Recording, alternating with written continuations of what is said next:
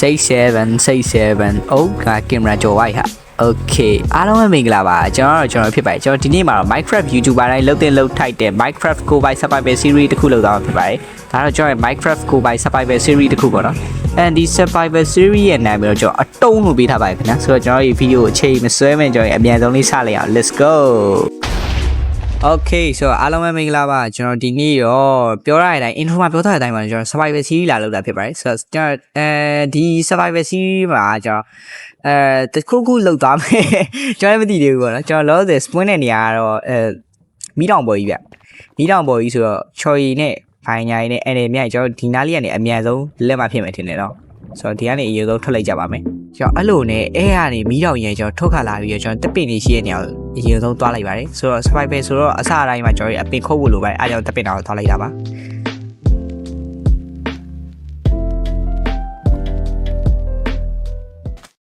Okay ရှိပါတက်ပင်တော့တွေ့နေရရဲ့ကျွန်တော်တက်ပင်ခုတ်ပြီးတော့ warren picket ဘာညာကျွန်တော်လုပ်ပါမယ်ဆိုတော့တက်ပင်လေးခုတ်လိုက်အောင် Okay ရပြီဆိုရင်ဒီလိုမျိုးလေး craft မယ်ဒါလေးကိုဒီလိုလေးလုပ်ပြီးရင်ဒီတုတ်ချောင်းနဲ့ဒီဟာလေးလုပ်လိုက် Okay အော်မမ stone နေနီးရနော် stone နေတော့တူရအောင်အိုးဂူကြီးဟာနဲရရင်မဟုတ်ဆိုတော့ကျွန်တော်ဒီဂူကြီးရဲ့ဝယ်ဆင်းလိုက်တော့အနီးနားမှာ iron နေပါညာကျွန်တော်တန်းရှာလို့ရတော့တယ်ဂူကနည်းနည်းဟိုဟာလုပ်တယ်ဆိုတော့မြင့်နေဆိုအော်ပါကိုကျဲတယ်ဆိုတော့ Okay warren picket ဟာမာသွားရအောင်အေးဘာလို့လုပ်တာကြီးလုပ်မိတော့တော့လို့ Okay warren picket ပြီးရင်ကျွန်တော် stone နေမိုင်းပါပဲကြောက်ခစ်ကိုတက်ပါမယ်ခင်ဗျာပြီးရင်ကျွန်တော်ဒီမှာရပြီ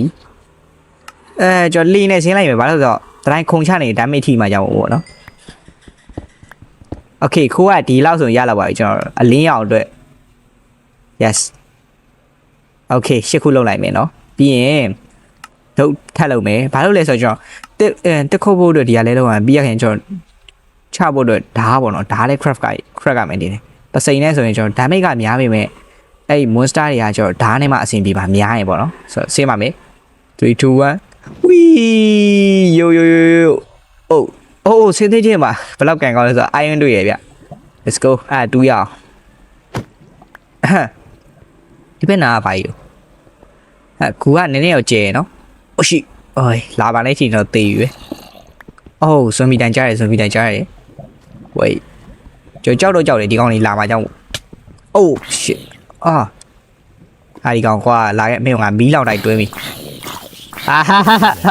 လောင်ဝိုင်း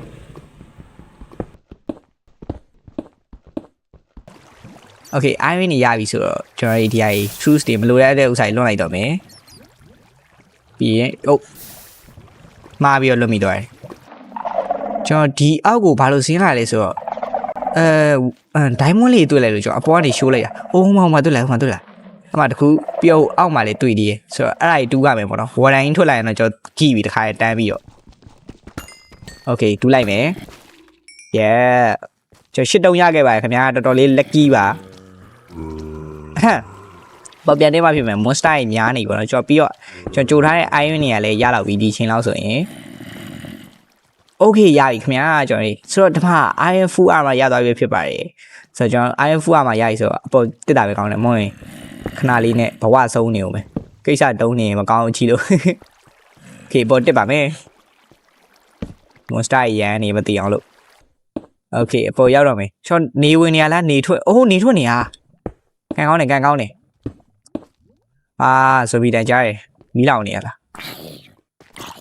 မတေးပြီအဲ့ကောင်တော့တေးပြီဆိုတော့ဒီနားကတော်တော်လေးအန်နေများပြီပဲကျွန်တော်ကင်းရလွတ်ရတော့တွေ့လားလာပါလေလားပြုတ်ကြောက်သွားလို့မတွေ့ရတာပဲတော်ဒီကနေကျွန်တော်အမြန်ဆုံးဝေးကွာရောက်သွားမှဖြစ်တော့ကျွန်တော်ဒီနားမှာparrot ကျွန်တော်နဲ့တူရဲ့အပြာရောင်လေးလေအဲ့ကောင်လေးတွေ့လိုက်တယ်အဲ့ကောင်လေးကျွန်တော်မွေးအောင်လို့ဘယ်ရောက်သွားလဲတော့မသိဘူးအောက်မှာကျွန်တော်တတ်မယ် bro come on ပထမဆုံးမိတ်ဆွေလေးရမလား no ပြတ်တဲ့ဝါးတယ်ဘာလို့တော့ come on bro ကျွန်တော်ကြောက်တာလားမုန်းတာလားမသိတော့ bro ပြီးသွားပြီဟောင်းပြီးသွားတယ်လို့ရှိမှမြင်းနေအများကြီးပဲကျွန်တော်တွေ့ထားပါတယ်ဆိုတော့ဒီကောင်တွေကနေတကောင်လောက်ယူမှဖြစ်မယ်ဘာလို့ဆိုတော့ကျွန်တော်လမ်းလျှောက်ပြီးသွားနေရကျွန်တော်ညောင်းနေအရှိမှတွေ့လားပျောက်ကြတယ်ဒီကောင်အယောင်မတူးဆိုတော့ဒီကောင်ပို့ပြီးတော့မိုက်လောက်တယ်ဒါက ဟာဒီကောင်စီးလို့မရဘူးလားဟာ wait ကျွန်တော်ဒီမှာ steady ကဒီမှာတွေ့လား crowd လို့ရတယ်ဒီပါရှင်းပါနောက်ဆုံးပါရှင်းပါပေါ့နော်ဆိုတော့ပင်ပန်းခံပြီးရှာတရားမလို့တော့ okay လာခဲ့မင်္ဂလာနဲ့အတူတူခီးထွက်ရမှာဒီကွာလှုပ်ဆမ်းပါ bro တော်တော်အငင်းတိုင်နဲ့မြင်းပဲကွာ oh come on 1 hour later ရပြီလားလှုပ်ဆမ်းပါအိုးရသွားပြီ let's goအိုးတော်ဒီလို့တော်တော်မိုးချုပ်ရတယ်ဒီကောင်ဟိုကလောက်ရထိန်းရတာ okay ဒါဆိုရင်တော့ကျွန်တော်တို့မြင်းနဲ့ခီးထွက်လို့ရပါပြီလူပင်ပန်းခံကြမလို့တော့ပါဘူး okay ကျွန်တော်ဒီကောင်နဲ့မိုင်ပေါင်းတော်တော်ဝေးလောက်ခီးထွက်ပြီးတော့ကျွန်တော်ဟိုးမှာရွာလေးတွေ့ပါတယ်အဲ့တော့အဲ့ရွာလေးကိုသွားပါမယ်ခင်ဗျာကျွန်တော်အမြင့်ခင်းနေပါညာနေတော်တော်စိမ့်လှမ်းဆိုပြီးတော့လိုက်ပဲဒီနာကြီးတော်တော်ကြီးမိုက်အိုးအရှင်မကျေးဇူးရှင်နေကျွန်တော်တလန်းလုံးတစ်လျှောက်လုံးမြအဲ့ကောင်လေးရှာတာမတွေ့ဘူးကျွန်တော်အဲ့ရလို့ဟိုပေါ့နော်ညဆိုကျွန်တော်ဇွန်ဘီရေဟွာတက်လိုက်နေဖြတ်တန်းနေရဒီကောင်လေးပျောက်နေရသုံးမွေးယူမယ်သုံးမွေး okay ရပြီ okay နောက်ဆုံးတော့ရော့ဒီ update မှာပြီးတော့နောက်ထပ်တစ်ခုကဟာဘာလို့ဟာပြောပြမလို့ပါဆိုဒီ update မှာနောက်ထပ်တစ်ခုကကျွန်တော်မင်းနဲ့ရေကူးလိုက်ရတယ်ဒါမှကြီးအိုးတွေ့လားတကယ်ရရနော် Minecraft 1.21.11 လားဟုတ်တယ်ဂျာပါမှဆိုအဲ့လောက်ရတယ်တကယ်ရရ show လိုက် bro မင်းနဲ့ရေကူးနေပါခင်ဗျာကျွန်တော်ဟိုဘကန်းကိုသွားမယ်ပေါ့နော်ဆိုတော့ပြောဖို့မိနေကျွန်တော် channel ကို subscribe မလုပ်တိုင်း bro တက်လုံးကောင်းပါလိမ့်မရပါသေးနဲ့ခင်ဗျာဆိုတော့ဒီဘက်ကရောက်ပါပြီရွာသားတွေမင်္ဂလာပါကျွန်တော်တို့သူတို့စီကနေဟို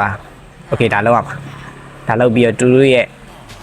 ရွာတူရွာတော့ရွာပိုင်ပစ္စည်းယူကျွန်တော်မမဖြစ်မယ်ဗျကျွန်တော်ရွာနဲ့နီးမှာပဲအိမ်ဆောင်နေဆိုတော့ကျွန်တော်ရွာနားလေးကိုပတ်ကြည့်လိုက်ပါဦးပဲကျွန်တော်အဲ့မှာရွာနားကိုပတ်ကြည့်လိုက်တဲ့အချိန်မှာကျွန်တော်ဒီမြောင်တွေ့ပါတယ်โอเคဆိုတော့ခင်းရောက်နေရဲ့ဟိုဘက်ချမ်းမှာကြည့်လိုက်ဟိုဘက်ကန်းကိုကြည့်လိုက် oh my god spruce ဘိုင်ရွန်းလာပါလေနောက်ထပ်ကျွန်တော်ထည့်ထားတဲ့မောပါပါတယ်ရှင်တော်တော်လေးကိုမိုက်တယ်အဲ့ဘက်ကအဲ့မှာတားလာရဆိုတော့ကျွန်တော်အဲ့ဘက်ကန်းကူးပါမယ်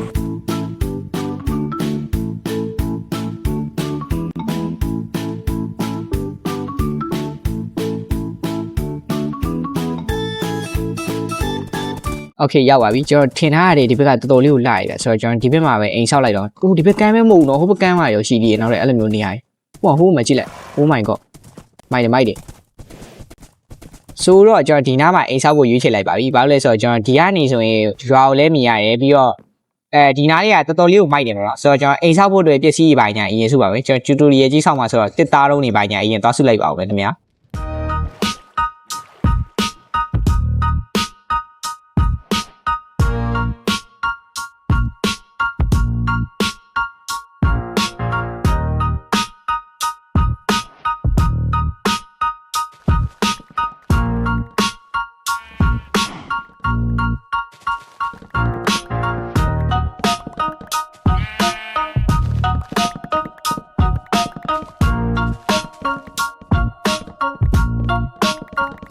ဟယ်လို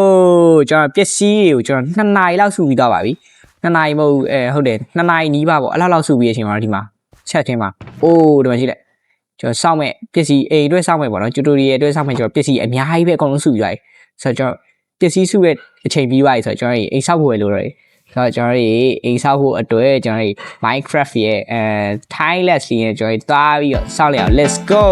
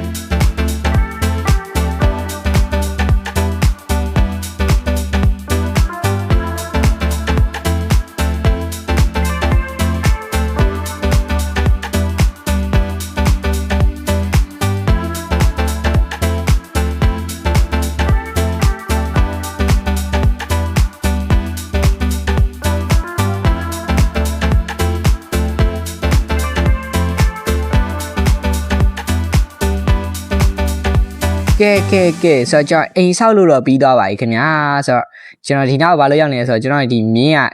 သူ့အိမ်သူ့အတွက်အိမ်မရှိလို့ထင်တယ်ရှောက်သွားနေရတယ်ကျွန်တော်လည်း ပြန်ပြီးတော့လာခေါ်ပါတော့ကျွန်တော်အိမ်ကတော့အော်ဟိုမှာခေါင်းမိုးလေးတောင်မြင်နေဒီကနေဆိုရင်โอเคအိမ်ကိုကျွန်တော်လိုက်ပြပါမယ်ပြီးတော့ကျွန်တော် tutorial ထဲမှာဟုတ်ပါဘူး timeless ထဲမှာမပါဘူးနော်သူ့အတွက်ကျွန်တော် decoration လေးထည့်ပြီးတော့ကျွန်တော်သူ့အတွက်ဒီမှာအိမ်ကြီးစောက်ပေးလိုက်စပါးလုံးလေးနေဆိုတော့ဒါကတော့ကျွန်တော်ရဲ့လှပတဲ့အိမ်လေးပဲဖြစ်ပါတယ်ဆိုတော့လှလားမလားတော့မသိဘူးနော် rating ပေးလို့ရပါတယ်ခင်ဗျာတန်းကနေဘယ်လောက်ပေါ့ဆိုတော့ဒီကောင်ကိုသူရဲ့အိမ်အစ်စ်မှာတော့ထားလိုက်မယ်သူ့ရဲ့နာမည်ပေးရမယ်ပေါ့နော် comment မှာပြောခဲ့ကြပါဦးမင်းအတွက်နာမည်ပေါ့နော်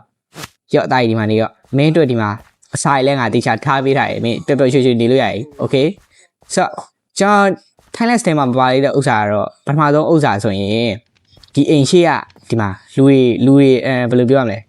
campaign လုပ်တဲ့နေရာလို့ခေါ်မလားထိုင်တဲ့နေရာလို့ခေါ်မလားအဲ့လိုနေရာလေးရယ်ပြီးတော့ကျွန်တော်ဟိုဘက်မှာကျွန်တော်တစ်ခိုးထုတ်ထားတဲ့ဥစ္စာကြီးတစ်ပင်လေးပေါ့နော်ဒီမှာထားထားရယ်ပြီးတော့ဒီနားကျွန်တော်အိုးတွေနဲ့ကျွန်တော်လည်းမသိဘူးကျွန်တော်ရှောက်ပြီးတော့ထည့်ထားတာပေါ့နော်တတိုင်းကြည့်လို့ကောင်းလို့နားအလွတ်ကြီးဖြစ်နေလို့ပြီးတော့ဒါကျွန်တော်မျောစင်လိုမျိုးနေရာကြီးဗျပြီးရင်တော့ကျွန်တော်တွေဒီလိုကျွန်တော်အိမ်ကတော့ဒီလိုပုံစံလေးပြောဟိုမှာကျွန်တော်မီးကိုတိုင်လေးလည်းထည့်ထားတယ်ဒါပေမဲ့အခုရောမထုတ်ဘူးဗျသူကနေသူတော့ကြည့်လို့ကောင်းတယ်ပေါ့နော်ဆိုတော့ကျွန်တော်အိမ်အတွင်းမှာလိုက်ပြီးတော့ပြပါမယ်ခင်ဗျ3